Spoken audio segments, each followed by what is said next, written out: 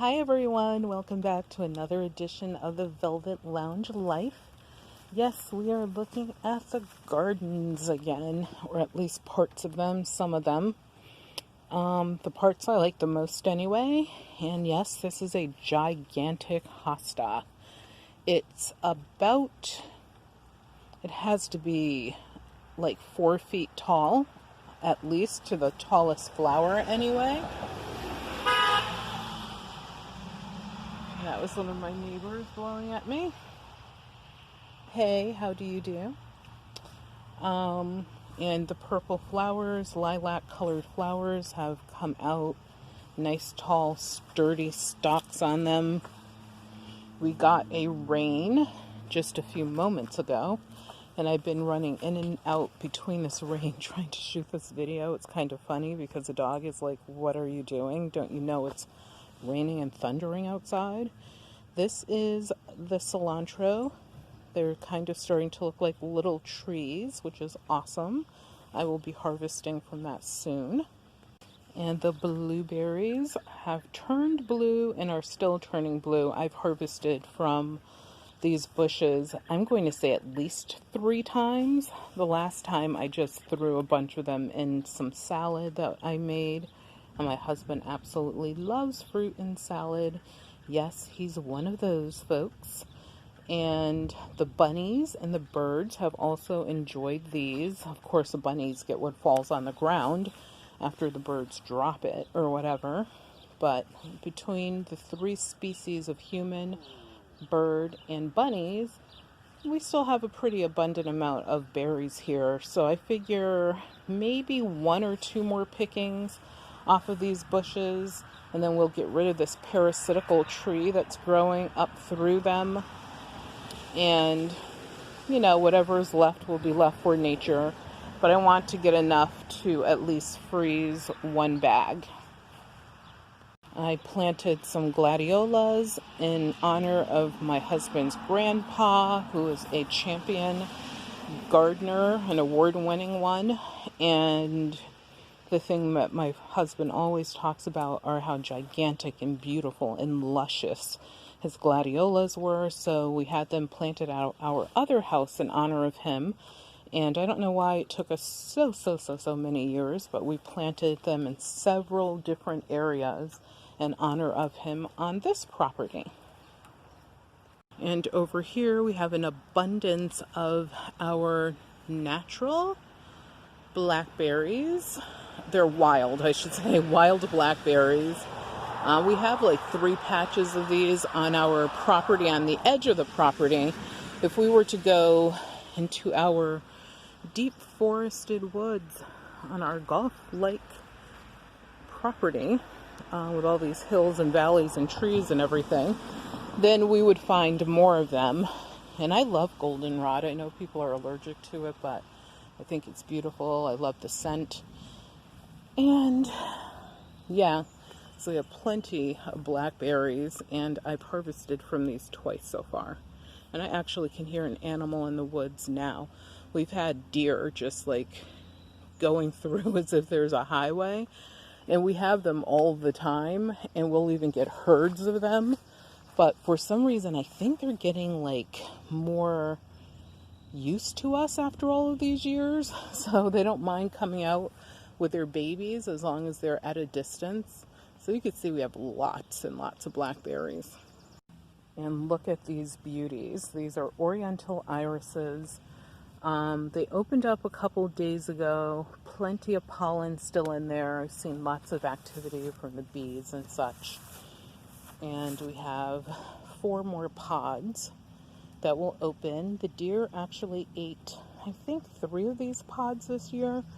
But for whatever reason, we were happy. We were lucky. They decided not to eat all of them. So we're very happy that these came out. And that's another thing with our blackberries. They come out like every 2 or 3 years in great abundance. And then they seem to hibernate for like a year or 2. Is that normal? Let me know, you guys, down in the comments if you have wild blackberries on your property. Like, how do they grow for you? the Impatiens are getting a little impatient, and they actually have lots. You can see right there, those little brighter green things. Those will be flowers that will, they're closed up right now, but look like that because of the rain. You can see the rain on the leaves, but they open up. They're bright yellow. I've showed you guys those before. This is that giant Christmas plant, they call it. I think it's an amaryllis. And this gets to be about 3 feet tall with a bright red flowery type leaves that come out of it. And I just took a chance and planted this outside because it was in the house for like 3 years. And honestly, I just kind of got tired of it, which sounds horrible. But I couldn't just, of course, throw it away or toss it in the woods. So I planted it at the edge of this garden bed, honestly not thinking it would grow at all. Like, I didn't think anything would happen with this. And you can see I planted it so that some of the brown part of it is sticking out and the rest of it is in the ground. There's probably 75% of it in the ground because that's how large these bulbs are.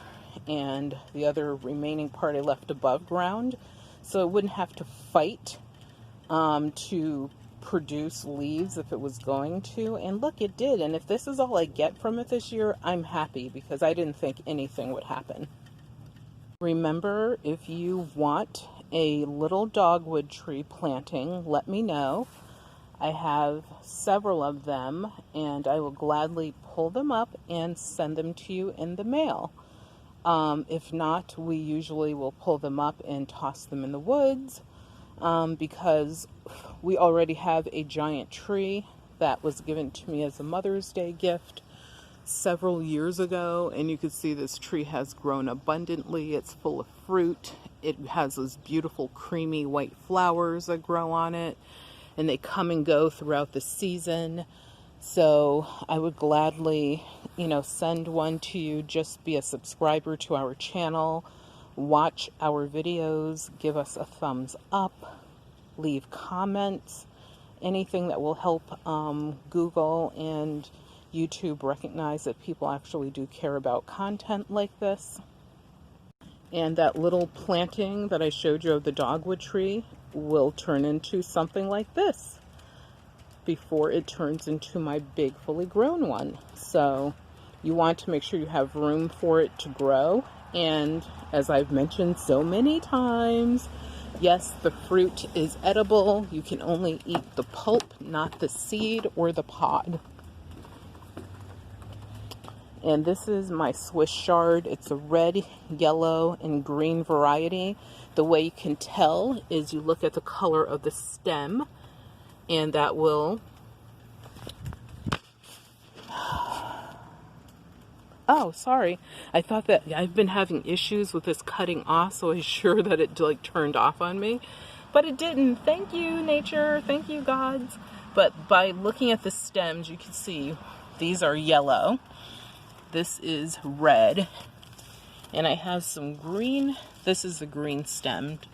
And the progress on these plants is just stunning. Here I have the Scotch bonnet peppers, one of the hottest peppers in the world. It's in like the top 5 or something like that. And of course, we have lots of greens still growing everywhere. Not any progress on this cauliflower. So apparently this will just be ornamental this year. And we did have some that went to seed. That's what these pods are. You can see the little pods there. And I plan on drying those out, taking the seed out, and seeing what I get next year. This is the big boy, which actually looks like a pitiful boy tomato plant. It did not do well whatsoever. I kind of wouldn't suggest buying this one, honestly. It looked sort of prehistoric, just like this when I purchased it, except for it had another branch that I had to snap off because it was bad. It's horrible if it gets too much water, and I don't know what else I could have done differently with it, but apparently something. And here are some microgreens that I grew, and what I do is I just snip these off like any other green, use them in salads. You need to make sure you really wash them well though. because if you don't, there's nothing worse than the grit of dirt in your salad. And here I harvested from these earlier this morning. I took as many of the leaves as I could from the collards. And of course you can see the mustards down in there. They're starting to like fade. So after everything dries out from this rain, I'm going to go through and just finish harvesting the rest of those. Probably use them in a salad. You know, I like to show you some of my flowers in between. I could show you tons of flowers, so honestly I try not to, but I can't help myself sometimes. But the trumpet flowers are starting to come out again. This bush will sprout flowers all throughout the summer. They'll die back like this. Then you'll see that that colorful growth. Those will turn into those little things that will open up and be the prettiest color flower. It's like a combination of the color purple and red mixed together. It's really pretty. Lo and behold, what do our eyes see? A tomato. It is so cute. I wanted to draw a smiley face on it and give it a name, but my daughter said that would be going maybe a little bit too far. But it's so cute, like the perfect little miniature thing. This one is about the size of a golf ball. You know, whether it makes it to full maturity or not, I have no idea. I'm just happy that we got one. And I don't see any other signs of tomato growth on this plant, but the leaves are still pretty good. And after this rain, I'm going to, of course, pull off any leaves that are not good, as I do with all of my plants, so that the energy of what remains can go to the good parts of the fruit. We have lots and lots of peppers. I pull peppers like every single day, almost. And I've harvested maybe, at this point, 10 times from these plants. And I am always going to grow peppers. These are the baby bells. These are the long hot peppers. You can see there's lots of little buds. All of those are going to turn into peppers. I have 2 plants of those because the rabbits ate one. I still have 3 baby bell plants. All of them are still producing very well. Very, you know, pretty nice size baby bells. The celery has been doing amazingly. The onion, I've harvested almost all of that. I use that almost every day. Here I have more celery, as you can see, filling up this big pot. And once again, I use that almost every day. I almost can't keep up with it, but one of the things that you can do with celery, just like cilantro, you can dry it, and after you dry it, you crush it up and you put it into an airtight container. I like to use jars with lids, and it will last you for years. And something else to know, wherever you see a white flower, that will turn into a pepper as well. So that's pretty much just a quick update in between the raindrops of what's going on here at Garrett Manor. And down the hill here, that's where I plan on planting some wild, what are they called? They're berry bushes. I want to call them bayberries, but that's not what they are. But they're similar to the blackberry, but they grow larger. I will note down in the comments what they're called. But I have 2 bushes that I need to find a home for. So one I'm thinking of putting here, and the other one right over there where you can see those sticks. Because they need room to spread out and grow, and they will overtake weeds, which is awesome. So anything that, like poison ivy, you do need to be careful of that, but especially when planting it, but it will overtake that. And then they could grow up to, I believe it said 40 feet tall and 25 feet wide or something. So at the edge of the woods where I had the guys clean out like some of the growth and the logs, and of course we still have part of the dead tree there because the company we used to actually remove the big parts of it sucked moose crap And really, I just had to fire them and tell them to get the hell off of my property. And it became very apparent why they were the type of trashy people they are. And I might do a video on that. But for now, I will leave it at that. Oh, and look at the fiery bush. You can see the leaves are turning red. It's so, I hope that I remember to videotape that for you guys so you can see exactly what that bush looks like when it's fully in full fire mode. We have another one over here. And then we have our bushes that we put there for the deer to eat off of. They like to eat them as if they're eating popsicles. It's just really weird, but hey, deer need food too. And that's the thing, is we try to share our property with nature. That's why at this point we don't have a fence. Sometimes we do consider having it, especially because of one set of neighbors that we have. And yeah, it's a thought. I really don't want one. And if we had one, it would be sort of invisible, or as invisible as we could have it be to blend in with nature. But we would leave it open so that nature could enter. We just need to keep out humans, the worst type of thing that nature has ever created, unfortunately. But anyway, thank you so much for tuning in, and I hope that you guys are growing everything. And when I do my next video, I mean, obviously these mustard greens should be gone. It's possible the collards will be gone as well, you guys.